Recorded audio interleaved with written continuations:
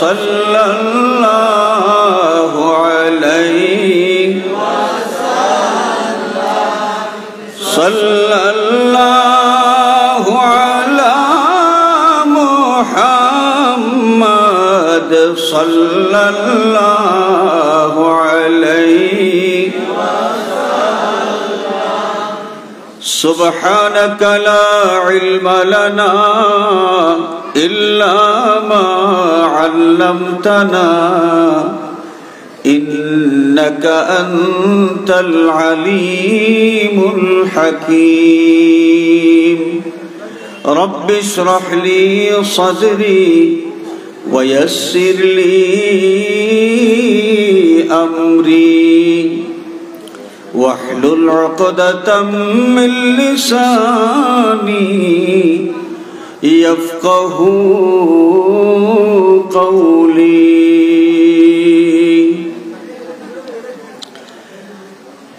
আহলে সুন্নাত ওয়াল জামাতের আদর্শের পতাকাবাহী ছাত্র সংগঠন বাংলাদেশ আঞ্জুমানে তালামিজে ইসলামিয়া ঐতিহ্যবাহী জগন্নাথপুর পৌর শাখার উদ্যোগে আয়োজিত শানে মুস্তাফা সাল্লাল্লাহু আলাইহি ওয়াসাল্লাম মহাসম্মেলনের স্নেহাস্পদ সভাপতি, মঞ্চে উপবিষ্ট জগন্নাথপুর তথা বৃহত্তর সুনামগঞ্জের উজ্জ্বল নক্ষত্র বিশিষ্ট শিক্ষাবিদ অধ্যক্ষ ডক্টর মঈনুল ইসলাম পারভেজ সাহেব দামাত বারাকাতুহুমুল আলিয়া, মঞ্চে উপবিষ্ট বাংলাদেশ আঞ্জুমানে আল ইসলাহ জগন্নাথপুর উপজেলা শাখার সম্মানিত নেতৃবৃন্দ, বাংলাদেশ আঞ্জুমানে তালামিজে ইসলামিয়ার প্রিয় নেতা কর্মী ভাইয়েরা, উপস্থিত আশিকানে মুস্তাফা, বিরাদরানে ইসলাম, বিরাদরানে আহলে সুন্নাত, আল্লাহ রাব্বুল আলামিনের শাহানশাহী দরবারে লাখো কোটি শুকরিয়া, যে মহান মালিক মেহেরবানি করে আজিমুশ শান এই মোবারক মাহফিলে হাজির হওয়ার তৌফিক এবং সুযোগ আমাদেরকে দিয়েছেন। আমরা সকলে উচ্চ আওয়াজে বলি আলহামদুলিল্লাহ। আমি সর্বপ্রথম বাংলাদেশ আঞ্জুমানে তালামিজে ইসলামিয়া জগন্নাথপুর পৌর শাখার নেতা কর্মী যারা, তাদেরকে অন্তরের অন্তঃস্থল থেকে মোবারকবাদ জানাই, যারা অক্লান্ত পরিশ্রম করে নবী পাক সাল্লাল্লাহু আলাইহি ওয়াসাল্লামের তাজকিরার এই মোবারক মাহফিল, এই মাহফিলের আয়োজন করেছেন। আমি আরো মোবারকবাদ জানাই নবী প্রেমিক সেই সমস্ত মুমিন মুসলমানদেরকে যারা এই আয়োজনে বিভিন্নভাবে সহযোগিতা করেছেন।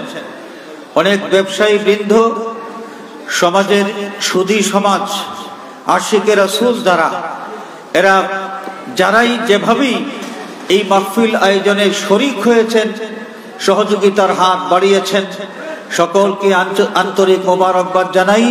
আল্লাহ রাব্বুল আলামিন আজকের এই আয়োজন শুরু থেকে শেষ পর্যন্ত যেন কবুল করেন, সবাই বলি আমিন। আমরা বড় সৌভাগ্যবান, আজকের মাহফিলের মধ্যমণি মাননীয় প্রধান মেহমান ওলি বিন ওলি সাহেবজাদায়ে ফুলতলি হযরত মাইজম সাহেব কিবলা দামাত বারাকাতুহুমুল আলিয়া তার গুরুত্বপূর্ণ বয়ান পেশ করেছেন। এছাড়া আজকের এই মোবারক মাহফিলে হযরত সাহেব কিবলা রহমাতুল্লাহি আলাইহির লখতে জিগর একজন নাতি মাওলানা রেদওয়ান আহমদ চৌধুরী ফুলতলি, আমরা তার কাছ থেকেও গুরুত্বপূর্ণ আলোচনা শুনেছি। ডক্টর মঈনুল ইসলাম পারভেজ সাহেব তিনি আলোচনা পেশ করেছেন, যদিও তার কাছ থেকে আরো বেশি সময় যদি আমরা শুনতে পারতাম, অনেক গুরুত্বপূর্ণ কথাবার্তা আমরা শুনতাম, কিন্তু তিনি নিজে তার সময়টা ছেড়ে দিয়েছেন। আরো উলামায়ে কেরাম এবং ইসলামী চিন্তাবিদগণ যারা আজকের এই মাহফিলে বয়ান পেশ করেছেন, যেটুকু আলোচনা আজকের এই মাহফিলে আমরা শুনেছি এবং শুনব, এই এই আলোচনা অনুযায়ী আমাদের ঈমান আমলকে সাজানোর চেষ্টা যেন আমরা করি। আল্লাহ রাব্বুল আলামিন আমাদের সকলকে সত্যিকারের আশিকে রাসূল হিসেবে জীবন যাপন করার তৌফিক যেন দান করেন। সবাই বলি আমিন, আরো জোরে বলি আমিন। হাজিরিনে কেরাম, আজকের এই মাহফিলের শিরোনাম শানে মুস্তাফা সাল্লাল্লাহু আলাইহি ওয়াসাল্লাম মহাসম্মেলন। তো শানে মুস্তাফা তার মানে আল্লাহর বন্ধু মুহাম্মদুর রাসূলুল্লাহ সাল্লাল্লাহু আলাইহি ওয়াসাল্লামের যেই শান এবং মান, সেই আলোচনা আমরা শুনব। আর ঈমানদার যারা, শানে রিসালাতের আলোচনা আমরা যত বেশি শুনতে পারবো, আমাদের ঈমান তত বেশি তাজা হবে, তত বেশি মজবুত হবে। আমাদের মনে রাখা দরকার, মুসলমান হইলেই জান্নাতের দাবি করা যায় না। আর মুসলমান হইলেই সব মুসলমানের কাছে আল্লাহর নবী সাল্লাল্লাহু আলাইহি ওয়াসাল্লামের শান আর মানের বিষয়টা সমানভাবে প্রভাব বিস্তার করে না। ইতিহাস সাক্ষী, কিছু লোক যারা ইসলামের নবী, দু জাহানের বাদশাহ, রহমাতুল লিল আলামিন হুজুর পুরনূর সাল্লাল্লাহু আলাইহি ওয়াসাল্লামের পিছনে নামাজের কাতারে দাঁড়াইয়া নামাজ আদায় করেছে, যারা নবী পাক সাল্লাল্লাহু আলাইহি ওয়াসাল্লামের সাথে যুদ্ধের ময়দানে হাজির হয়েছে যুদ্ধ করার জন্য, যারা তাদের জীবনের অনেক সময় আল্লাহর নবীর সোহবতে অতিবাহিত করার চেষ্টা করেছে, সুযোগ পেয়েছে, অতিবাহিত করেছে। কিন্তু এই লোকগুলোর মধ্যে একদল লোক যারা নবী করিম সাল্লাল্লাহু আলাইহি ওয়াসাল্লামের শান আর মান বরদাস্ত করতে পারে না, সহ্য করতে পারে না, তাদের অন্তরের জ্বালা শুরু হয়ে যায়। হাজিরিন, সূরা বাকারার যে আয়াত, ফি কুলুবিহিম মারাদুন ফাযাদাহুমুল্লাহু মারাদা, ফি কুলুবিহিম মারাদুন ফাযাদাহুমুল্লাহু মারাদা, এই আয়াতে কারিমা যেখানে আছে, ঠিক আগে যদি আমরা এই রুকুর আলোচনার দিকে খেয়াল করি, সূরা বাকারার প্রথম দিকে আল্লাহ রাব্বুল আলামিন সর্বপ্রথম ঈমানদারদের আলোচনা করেছেন। ঈমানদারদের মধ্যে কি বৈশিষ্ট্য থাকবে আলোচনা করেছেন। এরপরেই ইন্নাল্লাযীনা কাফারু সাওয়াউন আলাইহিম আআনজারতাহুম আম লাম তুনজিরহুম লা ইউমিনুন, এর মাধ্যমে নিরেট কাফির যারা, স্পষ্টবাদী কাফির যারা, সেই কাফিরদের ব্যাপারে আলোচনা করেছেন। এরপরে আরেক দল মানুষের আলোচনা শুরু করেছেন, ওয়া মিনান নাসি মান ইয়াকুলু আমান্না বিল্লাহি ওয়া বিল ইয়াউমিল আখির, যাদের আলোচনা করতে গিয়ে আল্লাহ রাব্বুল আলামিন তাদেরকে মুমিনও বলেন নাই, কাফিরও বলেন নাই। তাদের কথা কিভাবে উল্লেখ করেছেন? মিনান নাসি, মানুষের মধ্যে একদল মানুষ, মানুষের মধ্যে একদল মানুষ। তাদের কি দাবি? মান ইয়াকুলু আমান্না বিল্লাহি ওয়া বিল ইয়াউমিল আখির, যাদের দাবি হলো আমরা আল্লাহ বিশ্বাস করি, আমরা আখিরাত বিশ্বাস করি। আল্লাহ বিশ্বাস করি আর কি আখিরাত বিশ্বাস করি। আল্লাহ রাব্বুল আলামিন তাদের ব্যাপারে সার্টিফিকেট দিচ্ছেন, ওয়ামা হুম বিমুমিনিন, ঈমানদার বলে যতই লাফালাফি করুক না কেন, এরা ঈমানদারদের ধারে কাছেও নয়, তারা ঈমানদার হিসাবে আমার কাছে গ্রহণযোগ্য নয়। ইউখাদিউনাল্লাহ ওয়াল্লাযীনা আমানু, এরা ধোঁকাবাজ। এরা কি? ধোঁকাবাজ। তাদের এই ঈমান আর ইসলামের যে রূপ, এই রূপ দেখাইয়া মানুষকে ধোঁকা দেয়। তাদের যা নামাজ আছে, তাদের যা লেবাস আছে, তাদের যা সুন্দর সুন্দর বুলি আছে, সুন্দর সুন্দর বক্তব্য আছে, এইগুলোর মাধ্যমে তারা দুনিয়ার স্বার্থ হাসিল করতে চায়। মানুষকে ধোঁকা দিয়া তাদের দুনিয়ার স্বার্থ হাসিল করার জন্যই ঈমানদার ঈমানদার বলে লাফালাফি করতেছে। আল্লাহ পাক বলেন, ওয়ামা হুম বিমুমিনিন, এরা ঈমানদারের ধারে কাছেও নাই, অর্থাৎ এরা ইমানদার হিসেবে আমার কাছে গ্রহণযোগ্য নয়। এই লোকগুলোর ব্যাপারে একটু পরেই আল্লাহ রাব্বুল আলামিন ইরশাদ করেছেন, ফি কুলুবিহিম মারাদুন ফাযাদাহুমুল্লাহু মারাদা। যারা ইমানদার বলে লাফালাফি করে, এই সমস্ত মানুষ তাদের অন্তরের মধ্যে অসুস্থতা বিদ্যমান। ফি কুলুবিহিম মারাদুন, অসুস্থতা। ফাযাদাহুমুল্লাহু মারাদা, আল্লাহ রাব্বুল আলামিন তাদের এই অসুস্থতাকে আরো বাড়ায় দিয়েছেন। এখন তাদের অন্তরের অসুস্থতাটা কি? তাফসীরের কিতাব খুললে পাওয়া যায় যে যখনই রাসূলুল্লাহ সাল্লাল্লাহু আলাইহি ওয়াসাল্লামের আশিকদের সংখ্যা বৃদ্ধি পেতে শুরু হইল, নবীর আশিকদের কাছে নবীর প্রশংসার আলোচনা শোনা যায়। নবীর আশিক যারা, নবীর প্রতি শ্রদ্ধাবোধ তাদের অন্তরের মধ্যে ধারণ করেন, নবীর সামনে আদব দেখান।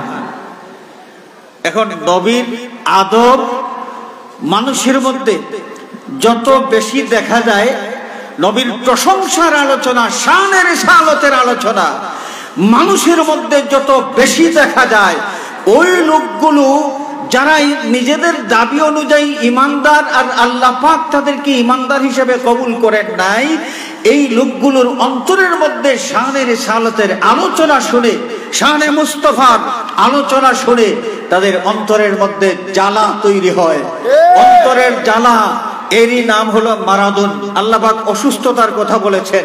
এই অসুস্থতা হলো শানের রিসালতের আলোচনা শোনার পর তাদের অন্তরের যে জ্বালা, এই জ্বালাটাই হচ্ছে অসুস্থতা। আল্লাহর নবী সাল্লাল্লাহু আলাইহি ওয়াসাল্লাম 23 বছর নবুয়তির দায়িত্ব পালন করলেন এই পৃথিবীতে। 13 বছর মক্কায়, 13 বছরের সাধনার ফলে সামান্য সংখ্যক মানুষ ইসলাম ধর্ম কবুল করলেন।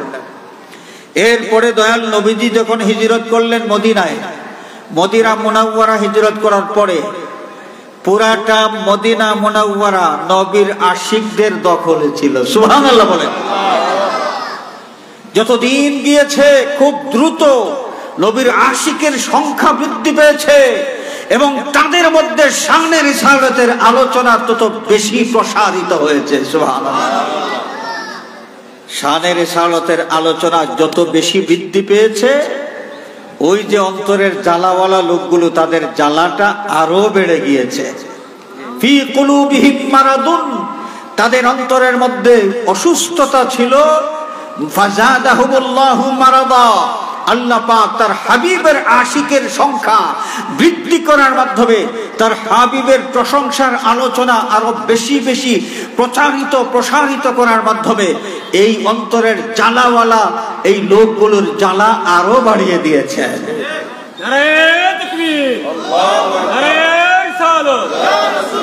শানের রিসালতের আলোচনা শুনে সহ্য করতে পারে না এমন মানুষ শুধু নবীর যুগে ছিল তা নয়, বর্তমান যুগেও এই লোকগুলোর অস্তিত্ব আছে, বর্তমান যুগেও আছে। দেখেন, বালাগাল উলা বিকামালিহি কাশাফাদ দুজা বিজামালিহি হাসনাত জামিউ খিসালিহি সাল্লু আলাইহি ওয়া আলিহি। বিশ্বকবি শেখ সাদি রহমাতুল্লাহ আলাইহি বিভিন্ন বিষয়ে কবিতা লিখে জীবন কাটিয়ে দিয়েছেন। চিন্তা করলেন যে আল্লাহ রাব্বুল আলামিন তার যে বন্ধুর ওসিলায় গোটা মাখলুকাত সৃষ্টি করলেন, আমি শেখ সাদির অস্তিত্ব যেই নবীর ওসিলায়, সেই নবীর শানে, সেই নবীর প্রশংসায় কিছু কবিতা আমি লিখি। কবিতা লেখা শুরু করলেন। বালাগাল উলা বিকামালিহি কাশাফাদ দুজা বিজামালিহি হাসুনাত জামিউ খিসালিহি। এরপরে তিনি কি লিখবেন, পরে কি লিখবেন ছন্দ মিলাইতে পারতেছেন না, তিনি ঘুমিয়ে পড়লেন। স্বপ্ন যুগে তাকে জানিয়ে দেওয়া হলো যে সাল্লু আলাইহি ওয়া আলিহি। পরের শ্লোকের পরের অংশটা হবে সাল্লু আলাইহি ওয়া আলিহি। কবিতা লিখলেন। আমাদের এই বাংলাদেশের মানুষ যারা আরবি ভাষা সম্পর্কে খুবই কম জানেন, সমস্ত মানুষের মুখে মুখে এই শের আছে কি নাই? বালাগাল উলা বিকামালহি আছে কি নাই? কৃষক বলেন, মুহাদ্দিস সাহেব বলেন, মুফাসসির সাহেব বলেন, ব্যবসায়ী বলেন, ইঞ্জিনিয়ার বলেন, যে কোনো পেশার মানুষ, আশিকে রাসূল ইমানদার যারা, প্রত্যেকের মুখে মুখে আরবি ভাষার এই যে শ্লোকগুলো, এগুলো শোনা যায়। যে শ্লোকগুলোর মধ্যে কি আছে? শেখ সাদি রহমাতুল্লাহ আলাইহি নবী করিম সাল্লাল্লাহু আলাইহি ওয়াসাল্লামের প্রশংসায় এই শ্লোকগুলো রচনা করেছেন। তো নবীর প্রশংসা যে কবিতার মধ্যে আছে, নবীর প্রশংসা যারা সহ্য করতে পারে না, নবীর যুগে যেভাবে ছিল বর্তমান যুগেও তাদের প্রেতাত্মা এখনো বিদ্যমান আছে, এখনো বিদ্যমান আছে। আমাদের বাংলাদেশে যারা আহলে হাদিস নামে পরিচিত, যারা মাঝে মাঝে নিজেদেরকে সলফি বলে, যাদেরকে আমরা লামাযহাবী নামে চিনি, যারা কোনো মাযহাব মানে না, মাযহাবের বিরোধিতা করে, সেই লামাযহাবীরা ফতোয়া দিয়েছে যে বালাগাল উলা বিকামালিহি এই কবিতা রচনা করার মাধ্যমে শেখ সাদি তিনি মুশরিক হয়ে গিয়েছেন। চিৎকার করে বলেন নাউযুবিল্লাহ। আল্লাহু আকবার।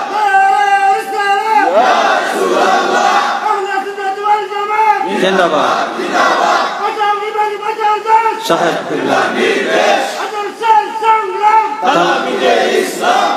হাজিরিনে কেরাম, তাদের নিজেদের আমির যারা আছে, আমিরের নামের আগে শাইখে দাওরান, হাদিয়ে জামান, এই হাবিজাবি, এতগুলো টাইটেলের ঝুড়ি তারা লাগাইতে পারে, তাদের শাইখদের প্রশংসায় তারা পঞ্চমুখ হইতে পারে, ওইখানে কোনো মাথা ব্যথা নাই। কিন্তু নবী পাক সাল্লাল্লাহু আলাইহি ওয়াসাল্লামের প্রশংসায় শেখ সাদি রহমাতুল্লাহ আলাইহি কবিতা রচনা করলেন। তারা শিরিকের গন্ধ খুঁজতে খুঁজতে শেখ সাদির এই কবিতার মধ্যে শিরিকের গন্ধ পাইল।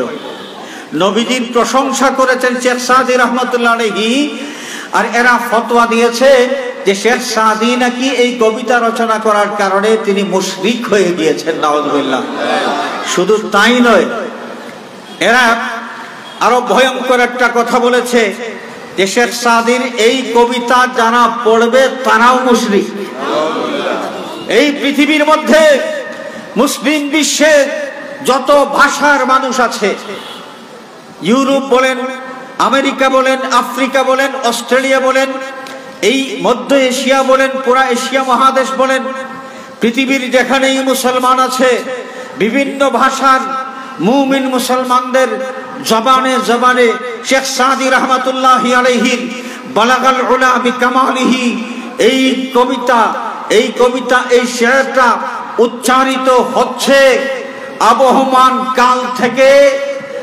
এখন যদি এই আহলে হাদিস লামাযহাবীদের ফতোয়া অনুসারে যারা এই কবিতা পড়ে তারাও মুশরিক হয়ে যায়, তাহলে লামাযহাবী ছাড়া মুসলমান আর পৃথিবীতে কেউ নাই। পৃথিবীতে তারা ছাড়া মুসলমান আর কেউ নাই। আমি আপনাদের খেদমতে আরজ করতে চাই, নতুন নয়, শানে মুস্তাফা, শানে রিসালাত, শানে রাসূল সহ্য করতে পারবে না এমন মানুষের অস্তিত্ব যেভাবে আমাদের নবীর যুগে ছিল, ধারাবাহিকভাবে তাদের প্রেতাত্মা এখনো আমাদের সমাজে বিদ্যমান, আমাদের দেশে বিদ্যমান। সুতরাং এদের পরিচয় করতে হবে, এদের বয়কট করতে হবে। মনে রাখা দরকার, কুসঙ্গের কুসঙ্গে সঙ্গ। এই সমস্ত লোকগুলোর পাল্লায় যদি আমরা পড়ি, তাদের সাথে যদি আমাদের আন্তরিক মহব্বতের সম্পর্ক স্থাপন করি, তাহলে আমাদেরকে মিসগাইড করে তারা আমাদেরকে নিয়ে যাবে ওই সেই সমস্ত লোকের পথে যাদের ব্যাপারে আল্লাহ রাব্বুল আলামিন ইরশাদ করেছেন ওয়ামা হুম বিমুমিনিন, ঈমানদার যদিও তারা দাবি করে কিন্তু ঈমানের ধারে কাছেও তারা নয়। হাজিরিনে কেরাম, আমাদের নবী করিম সাল্লাল্লাহু আলাইহি ওয়াসাল্লামের শান আর মান আমরা কত বর্ণনা করব।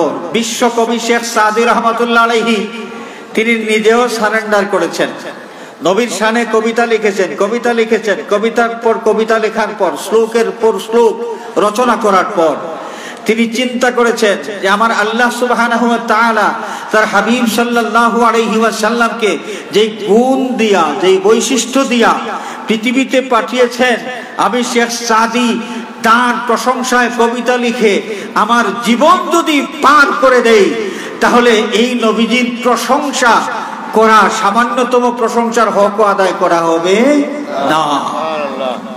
শেষ পর্যন্ত সারেন্ডার করে বলেছেন লা ইউমকিনুস সানাউ কামা কানা হাক্কুহু বা'দাস হুদা বুজুর্গ তুই কিসসা মুখতাসার। ইয়া রাসূলুল্লাহ, ইয়া হাবিবাল্লাহ, আপনার অধম উম্মত এই শেখ সাদী আপনার প্রশংসা লিখে লিখে সারাটা জীবন পার করে দিতে পারি। লা ইউমকিনুস সানাউ কামা কানা হাক্কুহু, আল্লাহ পাক তার হাবিবকে যেই অনন্য গুণ দিয়া পৃথিবীতে পাঠিয়েছেন ওই গুণ কিছুই প্রকাশ করা এই শেখ সাদীর পক্ষে সম্ভব নয়। বাদাস খুদা বুজুর্গ তুই, ইয়া রাসূলুল্লাহ, এই অধম গুনাহগার উম্মতের কথা হলো শেষ কথা, যেটা বাদাস খুদা বুজুর্গ তুই, আল্লাহর পরে সবচাইতে বেশি সম্মানের অধিকারী যদি কেউ হয়ে থাকেন আপনি ছাড়া আর কেউ নন। হাজিরিনে কেরাম, তা আমাদের এই নবী, এই নবীজি সাল্লাল্লাহু আলাইহি ওয়াসাল্লাম তার শান আর মান আমরা কত আলোচনা করব। হাজিরিন, তারপরেও যেটুকু আমাদের সাধ্যের মধ্যে আছে, যেটুকু আমাদের জ্ঞানের মধ্যে আছে, এই বিষয়গুলো আমরা যত বেশি চর্চা করতে পারবো, এই নবীর খুসুসিয়ত সম্পর্কে আমরা যত বেশি জানতে পারবো, নবী প্রেমিক মুসলমান যারা তাদের ঈমান তাজা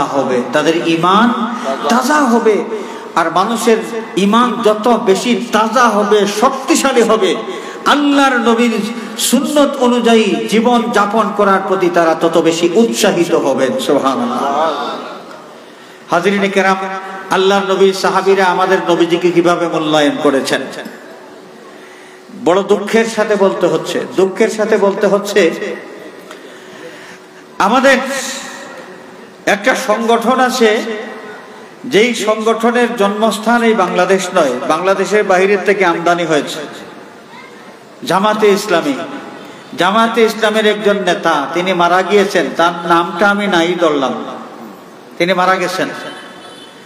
জামাতে ইসলামের একজন নেতা, তিনি একটা ছোট্ট পুস্তিকা রচনা করেছেন। পুস্তকের মধ্যে ইসলামে নবীর মর্যাদা, যেই পুস্তিকার নাম ইসলামে নবীর মর্যাদা, নবীর মর্যাদা কতটুকু, ইসলামী শরীয়ত নবীকে মর্যাদা কতটুকু দেয়, তিনি বুঝিয়েছেন, এই বইয়ের মধ্যে আলোচনা করেছেন। আলোচনা করতে গিয়ে আমাদের নবী করিম সাল্লাল্লাহু আলাইহি ওয়াসাল্লাম সম্পর্কে তিনি স্পষ্টভাবে উল্লেখ করেছেন, নবী দুশে গুণে রক্তে মাংসে আরো 10 জন মানুষের মতোই একজন মানুষ। আমরা কি তার কথাটা বুঝতে পেরেছি? জামাতে ইসলামের এক সময়ের আমির, তিনি মারা গেছেন, তার নামটা আমি ধরলাম না। বইয়ের মধ্যে লিখেছেন, নবী দুশে গুণে রক্তে মাংসে, সাধারণ মানুষের মধ্যে যেভাবে গুণও থাকে দোষও থাকে, গুণও থাকে দোষও থাকে, সাধারণ মানুষের দেহ যেভাবে রক্ত মাংসের দেহ, ঠিক কোনো বেশ কম নাই, ইসলামের নবী এমনি ভাবে 10 জন মানুষের মতোই দুশে গুণে রক্তে মাংসে একজন মানুষ। আপনারা কি চিন্তা করেন? নবীর পজিশন তারা ঠিক করেছেন, নবীর পজিশন নবীর পজিশন কেউ ঠিক করার দরকার নাই। এই কুল কায়নাত যিনি সৃষ্টি করেছেন, যেই মহান মালিক এই নবী সৃষ্টি করেছেন, নবীর সৃষ্টিকর্তা আল্লাহ সুবহানাহু ওয়া তাআলা নিজেই তার হাবিবের পজিশন ঠিক করে বিশ্ববাসীকে জানিয়ে দিয়েছেন।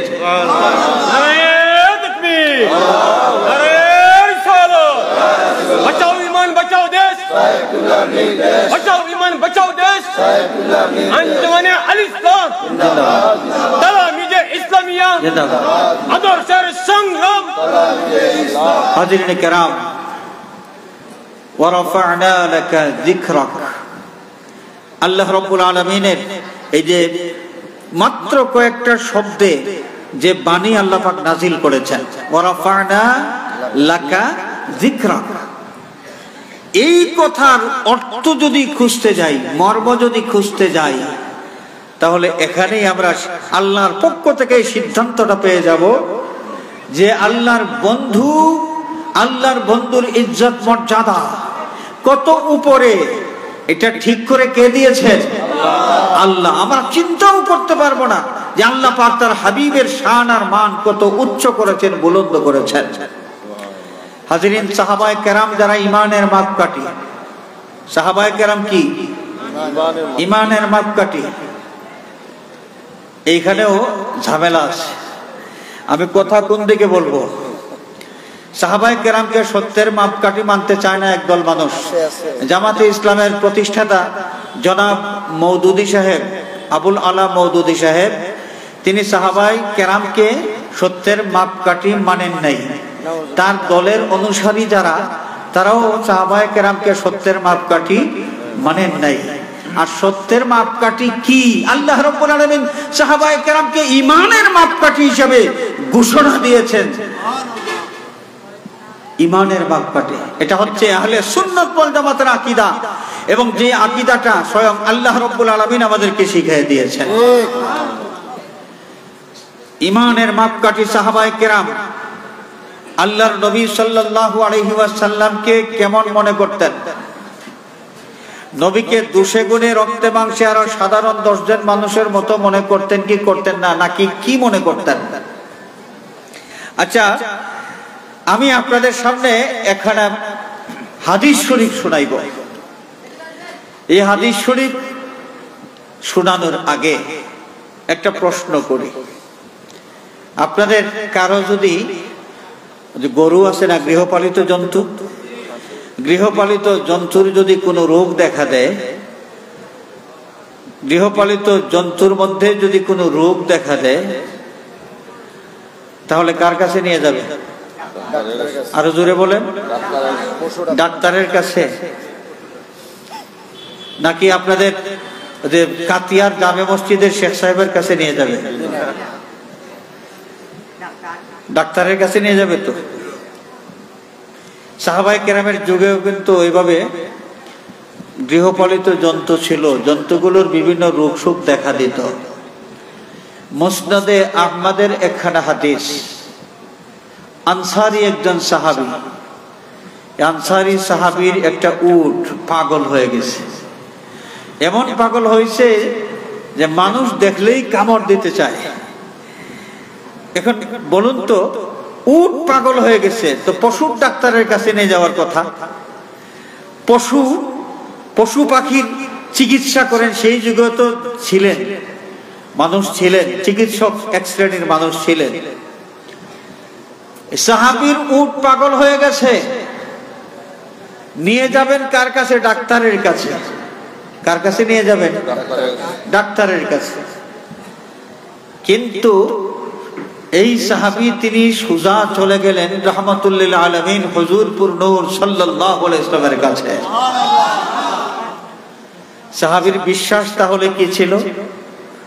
যে আমার নবী, এই নবী করিম সাল্লাল্লাহু আলাইহি ওয়াসাল্লাম যদিও ডাক্তার কবিরাজ কিছু হিসাবে তাকে আমরা চিনি না, কিন্তু আমার বিশ্বাস এই নবী পাক সাল্লাল্লাহু আলাইহি ওয়াসাল্লামের হাত মুবারকের স্পর্শ লাভ করলে আমার এই পাগল উটটা সুস্থ হয়ে যেতে পারে।